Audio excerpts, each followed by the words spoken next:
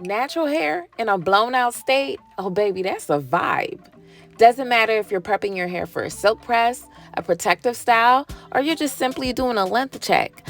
I'm gonna show you how to get the best blowout using natural oils with as little heat damage as possible. So if you want to learn how to properly blow dry your hair, make sure you check out this video. You don't want to miss this. Hey curl friends, and welcome back to Coconuts, home of the Long Hair Society. If you are not a member of the Long Hair Society, make sure you hit that subscribe button so you can become a part of a community that focuses on growing longer, thicker, stronger hair. Because over here, we believe long hair is our destiny and big hair is our birthright. So make sure you are a member so you can get the growing and get the glowing. So I did a hot oil treatment on her, put her under the steamer, and then I washed her with a natural shampoo, which is very gentle. And now, because I don't have to use conditioner, I'm going to go straight into blow drying. I'm going to grab my deep nourishing oil. This is an all natural heat protectant. Yes, an all natural heat protectant. This is going to help grow your natural hair, nourish your natural hair, and build a barrier around your hair strands to protect it from heat. It's made with jojoba oil, lemon oil, lang lang oil, lavender oil, and some other goodies that is specially formulated to protect your hair. Jojoba oil is not actually an oil, it's a wax ester, and it also creates a barrier around your hair, giving and sealing in moisture and shine, which also acts as a heat protectant. So you really want to grab this natural heat protectant if you are interested in stretching your hair. Now I'm going to go straight into finger detangling. Make sure you check out my videos on finger detangling and how to use a comb. And this is how you will prep for your blowout. Make sure you check out those videos. It's really going to help you learn how to finger detangle and learn how to properly comb hair without tearing your hair out. The key to length retainment is using low manipulation techniques like finger detangling and avoiding a comb. So make sure you check those videos out so you can learn how to properly retain your hair. So after I have thoroughly finger detangled and properly combed, I'm going to grab some more of my heat protectant, this deep nourishing oil. Is such a beautiful light oil, and I'm going to coat the strands. Make sure you get it on each strand as you can. You don't want to use too much, but you don't want to use too little, so you just need just enough. All products are linked in the description box if you are ready to take control of your natural hair and enjoy wonderful blowouts with little to no heat damage. Actually, no heat damage. I never see no heat damage using natural oils. And because I use a blow dryer carefully, my clients and myself, we never suffer from heat damage. Okay. Now that I properly coated each strand, I'm going to take my blow dryer, and I have an old school blow dryer with the comb on. I have not graduated yet to the Rev Air blow dryer. I want one, but ooh, that got a high price tag to it. I think it's $400. Ooh, if you got an extra one, go ahead and hook your girl up. But until then, the good old school one with the comb will work. I just want to show you guys how to properly use these type of blow dryers. You want to make sure that you use the blow dryer on low. Because you are using direct heat, sometimes the blow dry heat can be uncontrollable and can reach temperatures as high as 900 degrees Fahrenheit. Oh my gosh, girl, that's too hot. That's why a lot of people who do enjoy Dominican blowouts, they sometimes suffer from heat damage because that heat is just way too high when using a round brush. So make sure you place that blow dryer on low heat. Or if you have to use high heat, make sure you are moving fast. And most importantly, make sure you are not blow drying the ends. Yes, I said it. When I am blow drying, I focus on the roots because I need the roots to be stretched as much as possible, which can help me with parting for my protective style.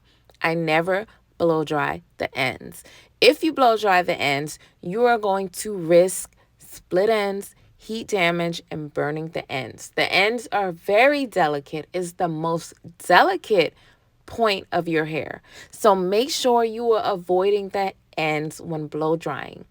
I don't know much about the Rev Air blow dryer, but I've heard people say that it's really good and it doesn't cause heat damage. But if you're using an old school blow dryer like me, make sure you're avoiding those ends. Take it all the way through the mid shaft, through the roots, but avoid those ends and just finger detangle those ends. That way you will risk little to no heat damage. You won't risk it, I mean. So definitely avoid those ends. This is how I keep people's hair healthy. I never blow dry the ends. I focus on stretching the roots. The roots are very strong. The mid shaft is very strong. The ends are your weakest point, and the length begins at your ends. So if you want to have long hair, you have to avoid blow drying your hair ends. Let me say it again. Make sure when you're blow drying, you're avoiding those ends. You finger detangle those ends, and then you get that section out the way and move on to the next section.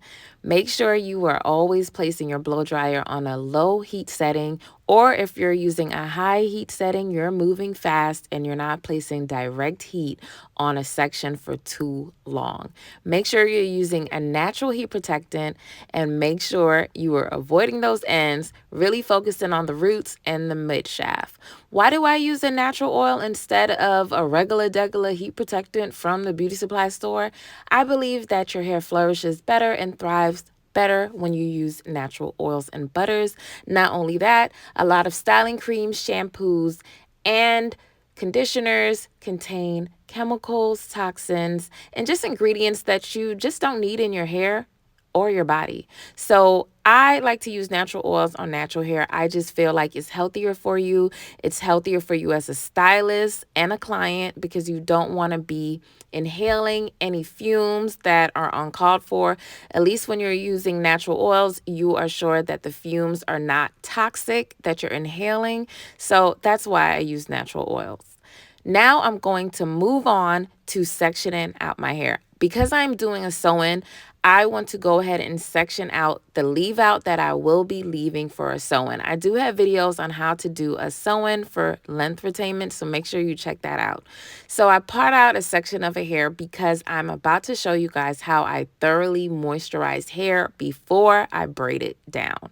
So I don't want a lot of products. When I say products, I mean natural oils and butters all over the leave out part that may have more heat added to it. So I'm going to section that out so I can focus on all the parts that are going to be braided up in a sew-in.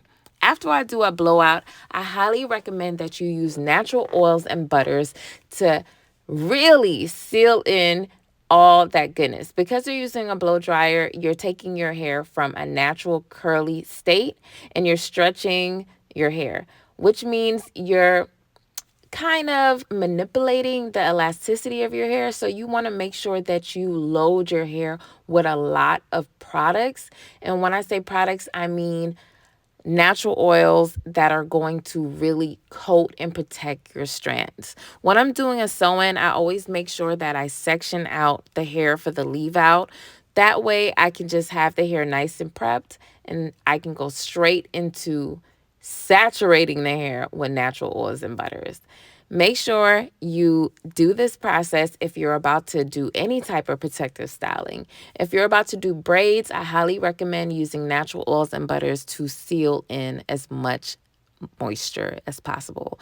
Today I'm going to be using the Magic Growth Oil. It's very thick, and I'm going to be using the End Repair Butter, and I am going to lather up her entire hair.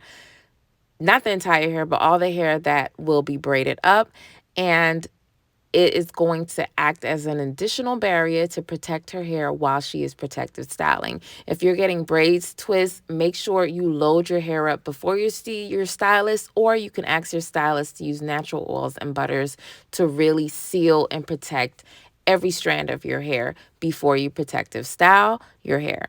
So I'm just going to make sure I coat each strand and get that prepped because I don't know if she's going to wash her hair with this protective style. So I want to make sure I load it up with this many butters and oils to protect from daily wear, the sun exposure, friction.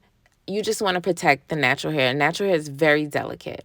I'm going to go ahead and do a quick length check, and then I'm going to add healing scalp ointment to the scalp, or you can use the soothing scalp solve if you feel like your scalp is tender. And I'm going to make sure I base the scalp and just get the hair prepped for the next protective style. I hope you guys learned how I properly blow dry in this video. I love hair in a stretch blown out state. A lot of hairstylists require it if you're going to see them to get a protective style. So I hope this video helps you in prepping your hair before you see the stylist. It allows you to really be pain-free while you're getting your hair done, and it allows you to really take control of your hair and not getting any heat damage and just helping your hair retain as much length as possible. Make sure you like this video, make sure you're subscribed, and I will see you in the next video, because over here we believe in getting inches, honey. And if it's not about the inches, what are we talking about? So I will see you in the next video, and rock that blowout.